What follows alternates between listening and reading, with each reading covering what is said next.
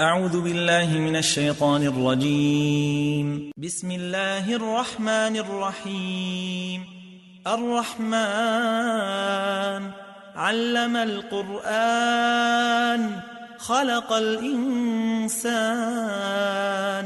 علمه البيان. الشمس والقمر بحسبان والنجم والشجر يسجدان. والسماء رفعها ووضع الميزان ألا تطغوا في الميزان وأقيموا الوزن بالقسط ولا تخسروا الميزان. والأرض وضعها للأنام فيها فاكهة والنخل ذات الأكمام والحب ذو العصف والريحان. فبأي آلاء ربكما تكذبان؟ خلق الإنسان من صلصال كالفخار وخلق الجان من مارج من نار. فبأي آلاء ربكما تكذبان؟ رب المشرقين ورب المغربين. فبأي آلاء ربكما تكذبان؟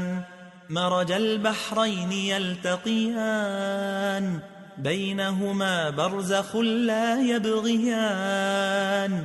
فبأي آلاء ربكما تكذبان؟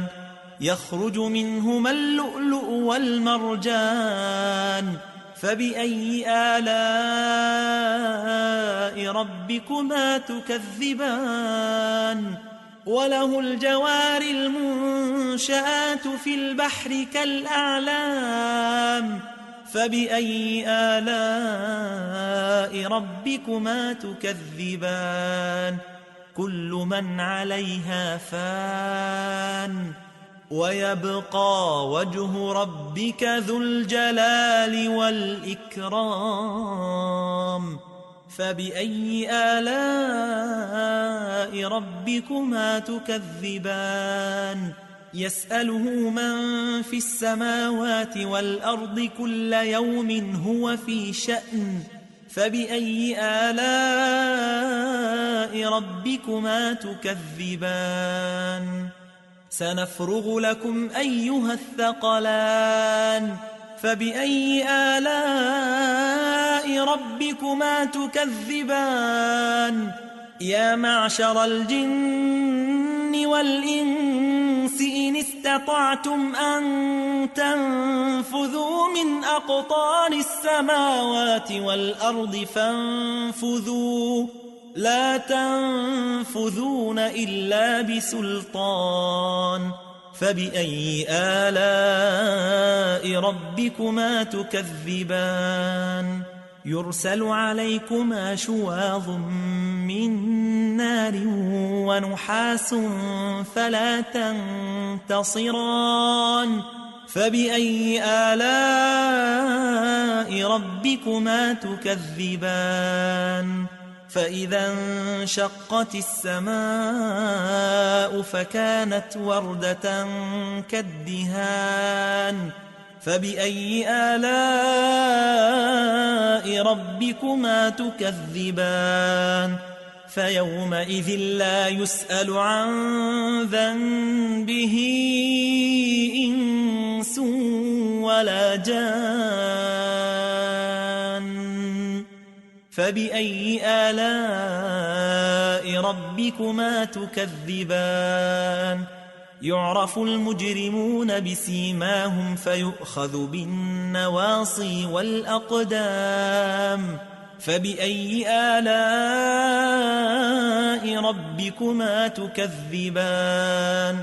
هذه جهنم التي يكذب بها المجرمون يطوفون بينها وبين حميم آن فبأي آلاء ربكما تكذبان ولمن خاف مقام ربه جنتان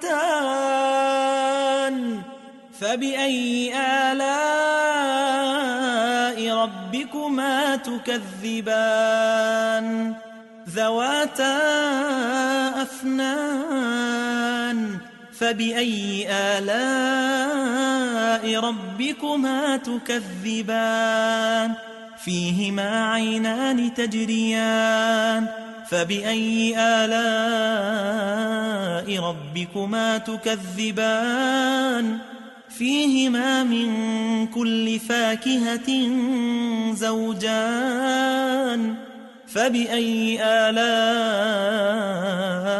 ربكما تكذبان متكئين على فرش بطائنها من استبرق وجنى الجنتين دان فبأي آلاء ربكما تكذبان فيهن قاصرات الطرف لم يطمثهن إنس قبلهم ولا جان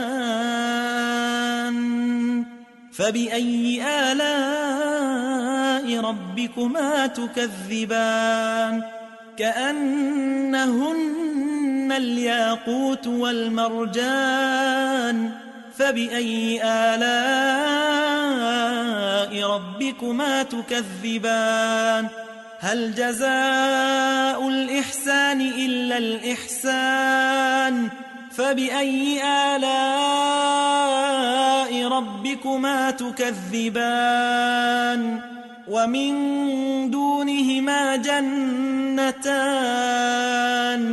فبأي آلاء ربكما تكذبان مدهامتان فبأي آلاء ربكما تكذبان فيهما عينان نضاختان فبأي آلاء ربكما تكذبان فيهما فاكهة ونخل ورمان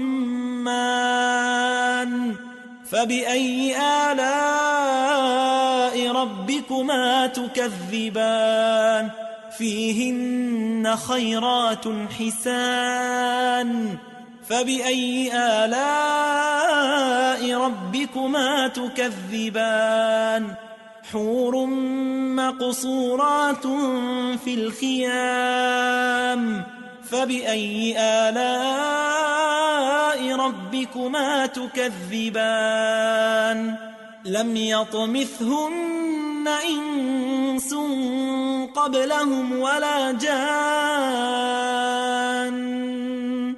فبأي آلاء ربكما تكذبان متكئين على رفرف خضر وعبقري حسان فبأي آلاء ربكما تكذبان